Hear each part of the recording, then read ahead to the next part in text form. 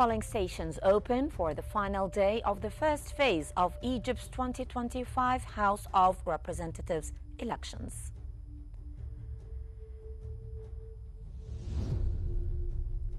Egypt's foreign minister arrives in Port Sudan for an official visit.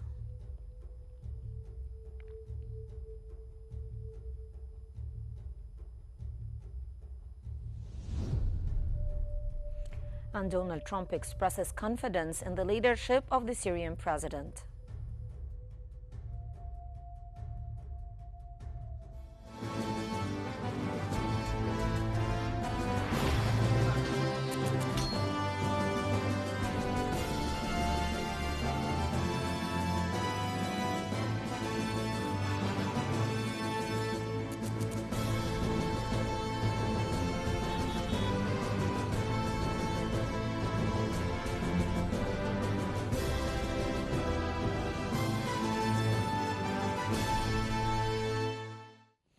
Good afternoon, ladies and gentlemen. We start with the breaking news from Cairo. The National Election Authority is holding a live press conference on the second day of voting in Egypt's House elections. We are tracking turnout, logistics, and any operational updates. Let's go live. Here that they will be able to vote up till the last voter in the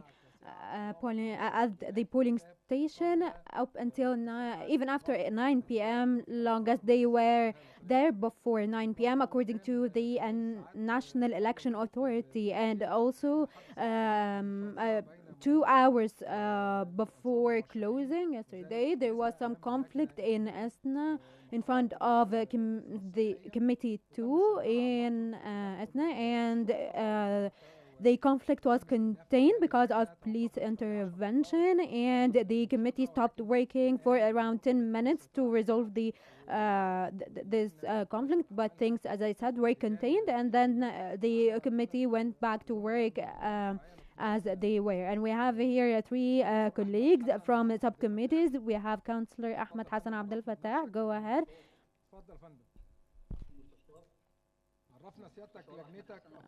Can you tell us about yourself? Councillor Ahmed Hassan Abdel Fattah, chair of Committee 25, and the main goes back to the main committee in Giza. Actually here these elections are actually very different from any other elections. There was a huge turnout from the very first hours yesterday. As you know, here it is very common that villages are very connected, and they all came, and then today also the turnout was great and is great. As you can hear around me, the voices of the voters, and the number of voters in this committee here is more than 11,000. And yeah, I think of these elections, I think of them as different from the previous ones because things are very peaceful here, very organized, and all the measures that we needed for this were implemented. And I think that this is very important to give these citizens the right of practicing their... I don't want to keep you here, but can you tell me you have voters and everything is going smoothly, yes? Yeah, I wish I could show you. I wish I could flip the camera and show you. Yeah, good. Like, I want to know if there are any complaints or if you're facing any issues. No, just yesterday there was a power outage for like less than 3 minutes, and we had an immediate response from the school's administration and from the police, and there was huge coordination from all the authorities and from the voters, and also there were some of the allies were having some case. We will come back to you at the end of the day. Thank you so much. Now, Councillor Zainab Mohammed Rushdie. Hello. This is Councillor Zainab Mohammed Rushdie, subcommittee number 3 in Luxor. committee number one, main committee number one. Here we have 3,648 voters, and after adding the Egyptians overseas, it went even higher than this, and everything here is going very, very smoothly. And the committee is ready to welcome all the voters and to overcome any obstacles. And we will follow up with you again until 9 p.m. Thank you so much for you, Councillor Dina Shahta Muhammad Hassan. Here, can you tell me how it's going there, and please introduce yourself? This is Councillor Dina Shahta Muhammad, and I am the chair of subcommittee 38 of main committee of Giza, Usimi, and everything here is going very smoothly because of the application and of the new technologies that the National Election Authority is using, and there is a huge cooperation from the police and even from the voters. Now the voters are very, very aware of the importance of this and of the importance of organization. Here I am chair of a female committee, but things are going very good, and there is a huge turnout. Yes, we always get lots of female voters. Good luck, and we will follow up with you again until the committee is closed and we start the vote monitoring. Now we also have Councillor Ahmed Fikri. Please introduce yourself and how it's going and how many subcommittees do you have?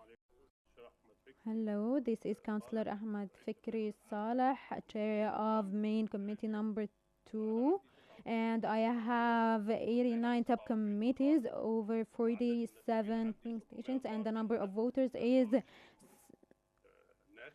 7,048. And now they have voted and everything is working, is going smoothly, and we're working at full capacity. We had a small complaint that we were able to overcome. It was about the campaigns in the streets, and we contained it, and everything is going smoothly. Thank you so much, and we will follow up with you until the committee closes. And today we'll have a monitor of the votes without a final result. Thank you so much. Now we have Sharif Aqabi from Giza. Can you tell us how it's going?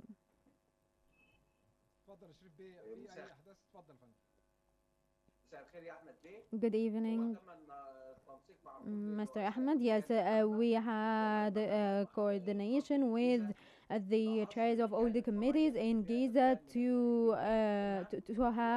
know the number of the subcommittees and send the number of polling or of voting ballots, and we have covered the materials in all of the polling stations and in Osing too. Yes, and there was one of the staff in committee 107 of main committee 12. He had a heart attack and he was moved to a hospital in El Sheikh Zayed to get the needed medical attention. Please follow up with us so that we can know how he's doing now. What's his name?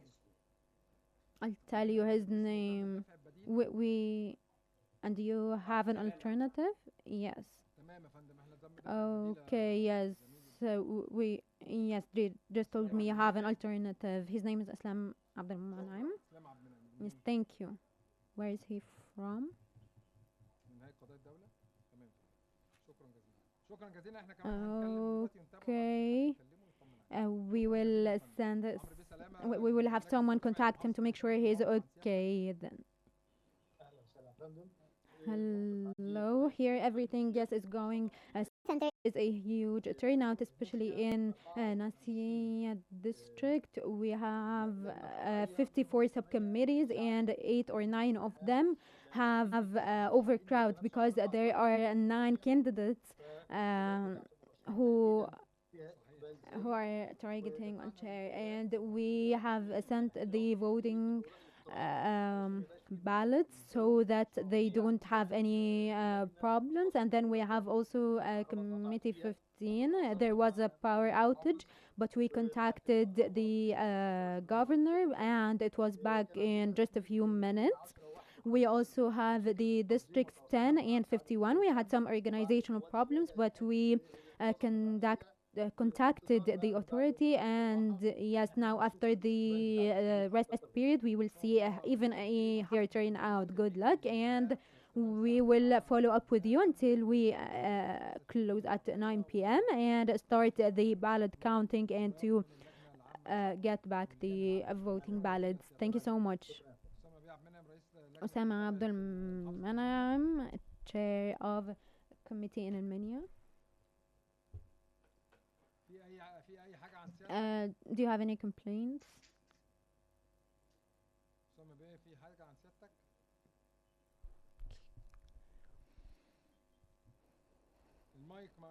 I think your mic is muted.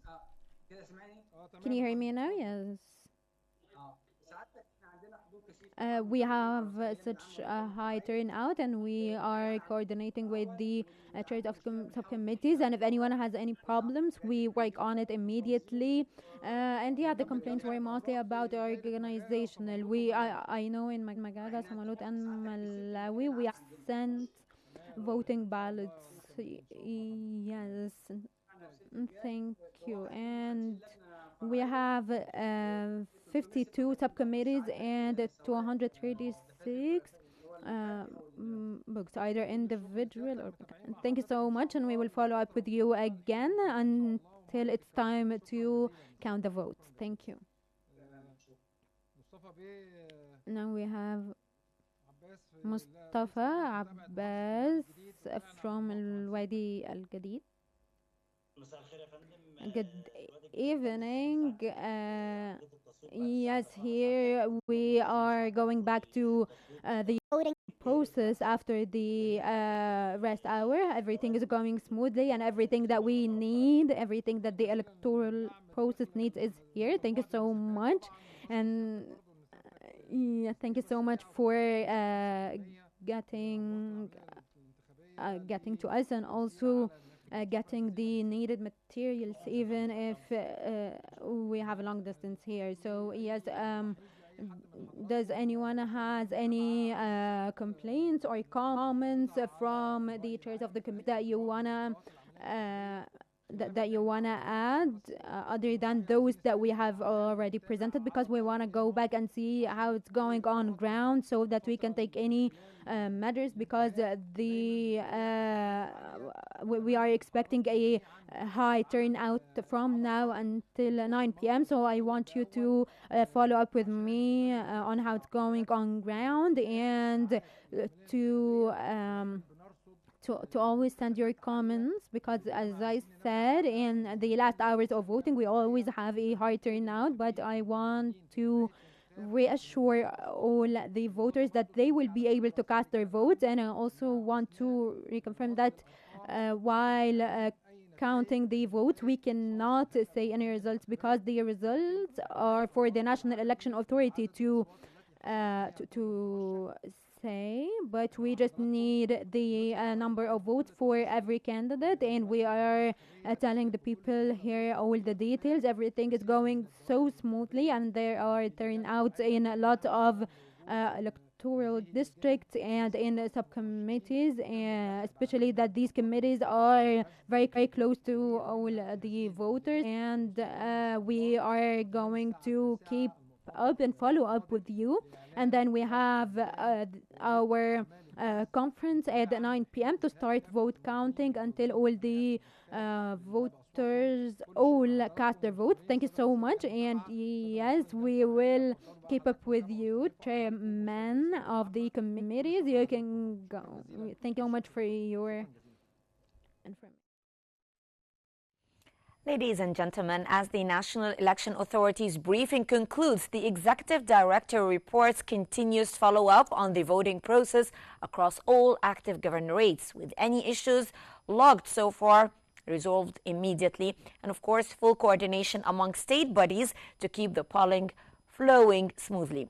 Councillor Ahmed Binderi held live conference calls with polling station heads to ensure continuity, highlighting the technologies deployed to manage turnout and incident response, and also confirming ongoing coordination with the police, the armed forces, and relevant agencies. We remain on standby for updated turnout figures and any operational notices. Moving on, voting is underway on day 2, the final day of phase 1 of Egypt's 2025 House of Representatives elections.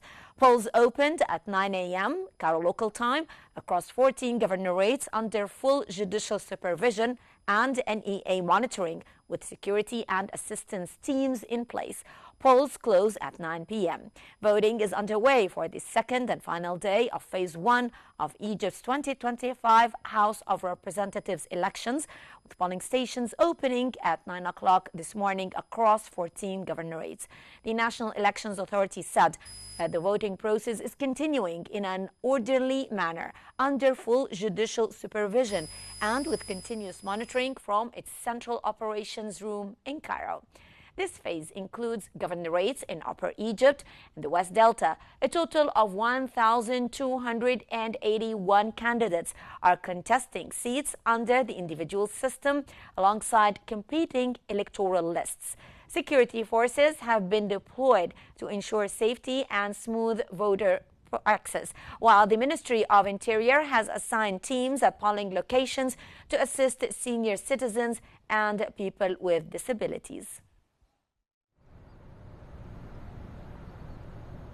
Voting is underway for the second and final day of phase 1 of Egypt's 2025 House of Representatives elections, with polling stations opening at 9 o'clock this morning across 14 governorates. The National Elections Authority says the voting process is continuing in an orderly manner under full judicial supervision and with continuous monitoring from its central operations room in Cairo. This phase includes governorates in Upper Egypt and the West Delta. A total of 1,281 candidates are contesting seats under the individual system alongside competing electoral lists. Security forces have been deployed to ensure safety and smooth voter access, while the Ministry of Interior has assigned teams at polling locations to assist senior citizens and people with disabilities. Local committees have coordinated crowd flow to prevent congestion and maintain organized queues outside polling stations. In Giza, voter presence increased steadily in various districts, where turnout was described as active. Similar patterns were observed in parts of Sohag and Alexandria, where citizens continued arriving throughout the day.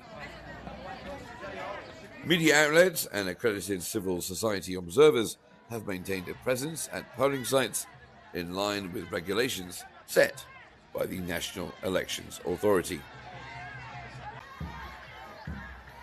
Polling stations are scheduled to remain open until 9 o'clock tonight, with the authority encouraging citizens to cast their ballots, emphasizing that participation strengthens the parliamentary process and contributes to shaping the country's legislative landscape in the coming term.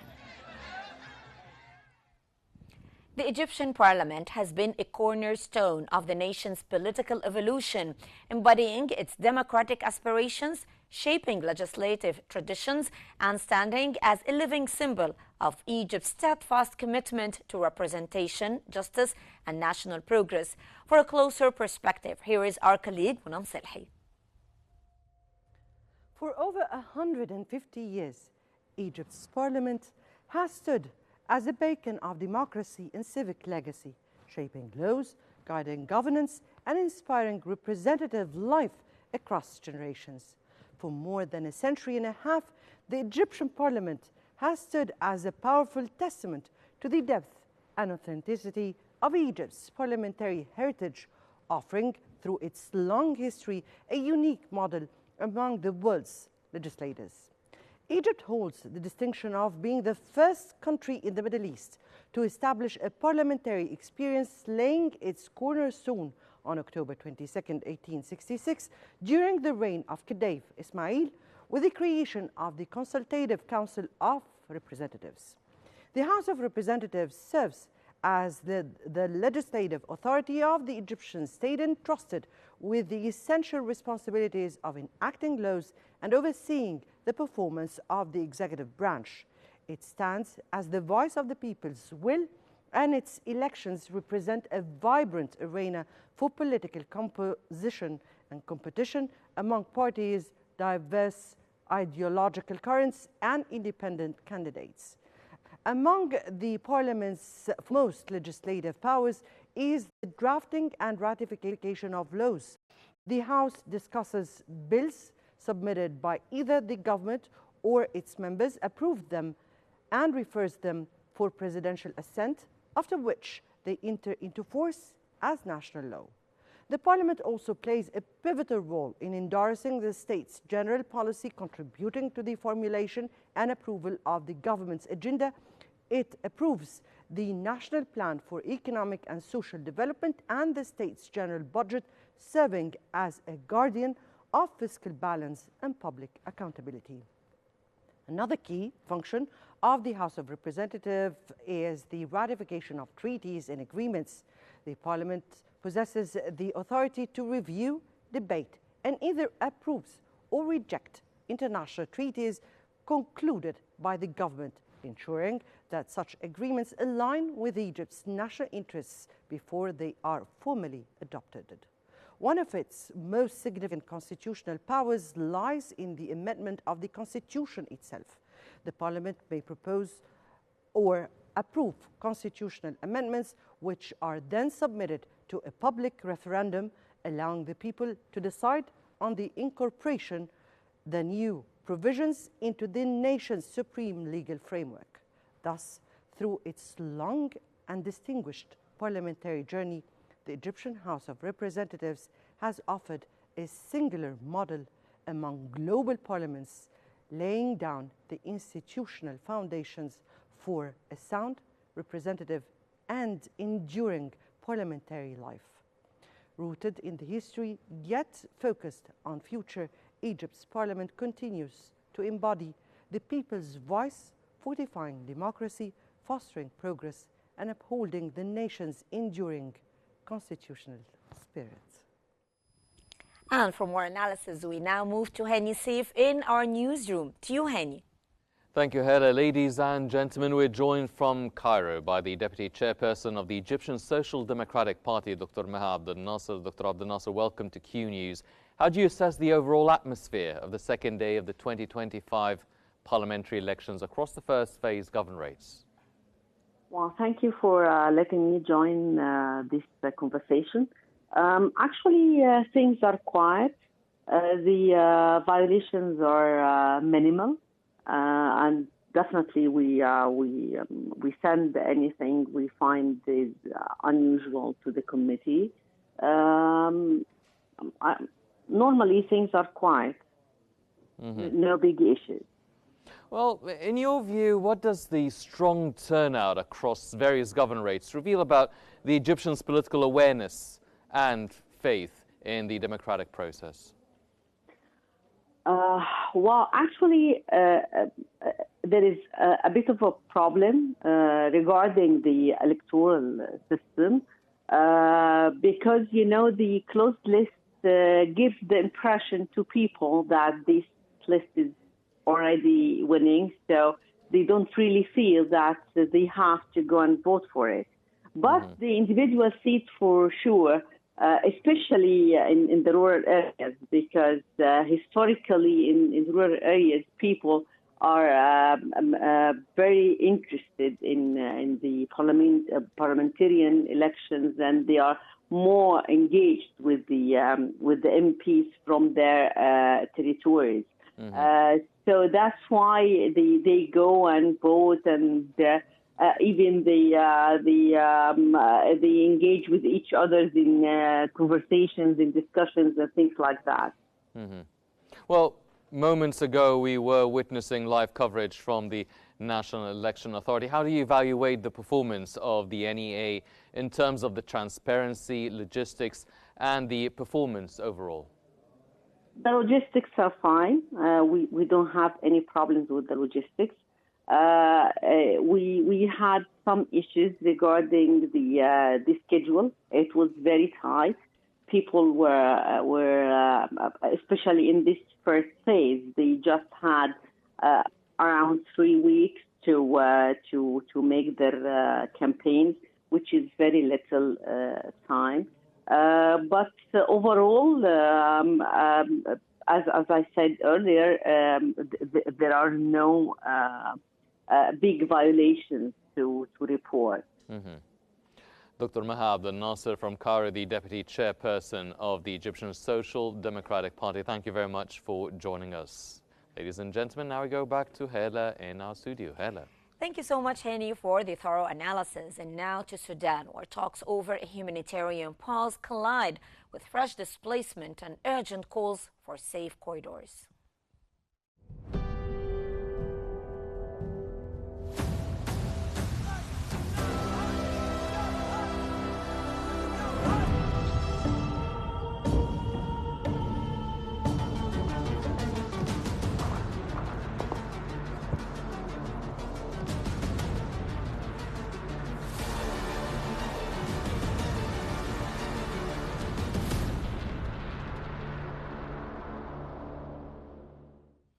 Egyptian Foreign Minister Badr Abdelati has arrived in Port Sudan for an official visit aimed at strengthening bilateral cooperation between Egypt and Sudan. Abdelati holds extensive talks with senior Sudanese officials on advancing joint relations and addressing developments in Sudan's ongoing crisis. Discussions focus on supporting regional and international efforts to reach a comprehensive political settlement that preserves Sudan's unity, security, and stability.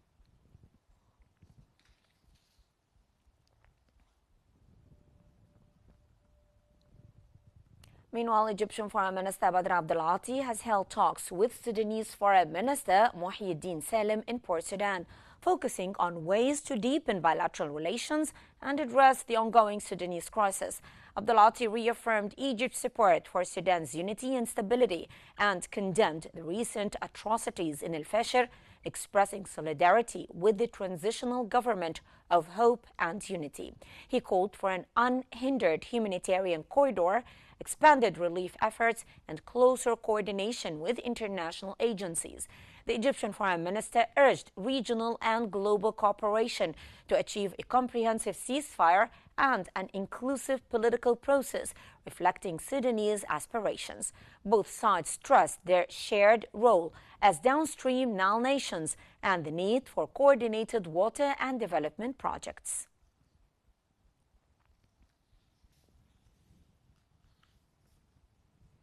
Moving on to the United States, where President Donald Trump has said that he is getting along well with Syrian President Ahmed al-Shara and expressed confidence in his leadership. Trump praised Syria's potential and said that his administration is working with Israel to improve relations with the country. People say he has had a rough past, and we have all had rough pasts, Trump said of al-Shara, who was previously on Washington's terrorist blacklist.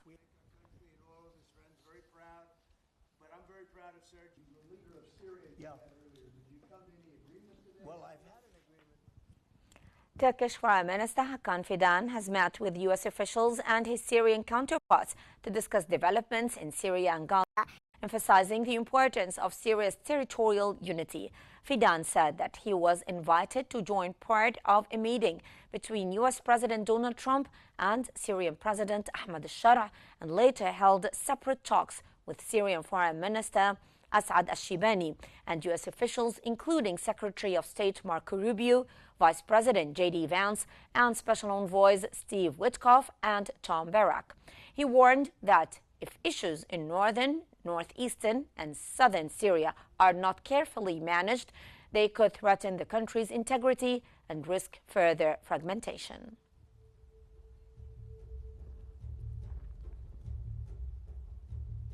And that brings us to the end of our news bulletin. But before we wrap it up, here is a recap of the top stories making headlines this hour. Polling stations open for the final day of the first phase of Egypt's 2025 House of Representatives elections. Egypt's foreign minister arrives in Port Sudan for an official visit.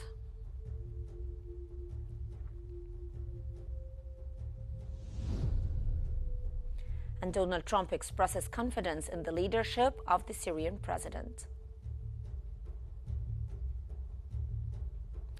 As we close this hour, polling operations remain active across 14 governorates, with steady to strong turnout reported at major stations and no formal complaints logged to this point. The NEA confirms continuous oversight through closing time and a further update later today.